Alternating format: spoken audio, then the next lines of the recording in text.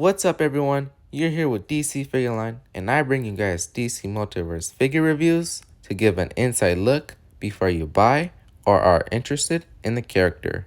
Before we get straight into the video, please do consider subscribing and sharing the video to help grow the channel. That would mean a lot to me. So today, we are here with the 2022 Arkham City Joker, and he was released back in October. He is from the video game Batman Arkham City, and I played this game years ago, and it was always hard for me, which sucked for me because the missions were always telling me to do something, and I guess I wasn't capable of doing them. But without further ado, let's get straight into the video.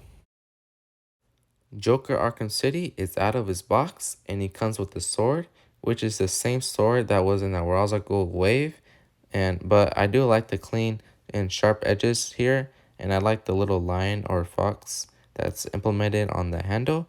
And he also does come with a decent sized dagger, and I'm still waiting for the day McFarlane can add some guns for these villains, because most villains have their finger as if they're holding one. But here's his data file. Feel free to stop the video to read it. Here is Joker, and obviously this figure got taken to the next level. I do have to note though, his hair is spiky and pointy, so just be cautious. Man, does this character have details on his face. All these blood splatters gives the character more of a realistic side. And not only does that give it the character more of a realistic side, the mouth as well as the nose, which is well sculpted, and the long nose that's pointy gives the character more of a grimacing and nice look and just a crazy side to the Joker. Now, looking up close around him, I do like how McFarlane has paid close attention to detail, not just in one part, but all around. This should be thought about on all of DC Multiverse figures, because you can see how throughout the clothing, it's not only just purple, but with some dark hints of paint. If you did notice also, this Joker has the same body as the Arkham Asylum figure, which was released back in June 2020. But everything is pretty much the same compared to the other one. Obviously, this Joker has more details and a darker feeling to it. My favorite part of moving figures' heads is when I move it to the side. It always gives that figure a sense of life and expression. So the head movement is decent all around. I really do have to say that I admire the sad flower on the suit as well as the tie, because that's what brings the whole suit and making its point on how Joker's personality is. Now, given that this figure is thin, it has positive cons due to being able to extend the arms and legs where you want them to be.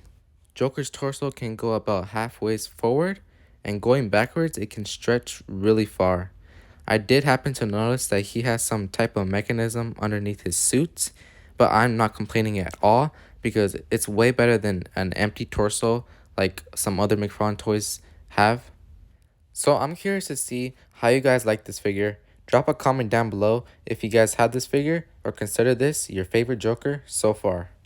For me, I would have to say that this is my third favorite Joker, being that the Joker comedian is my first, and right behind in second would be Heath Ledger Joker.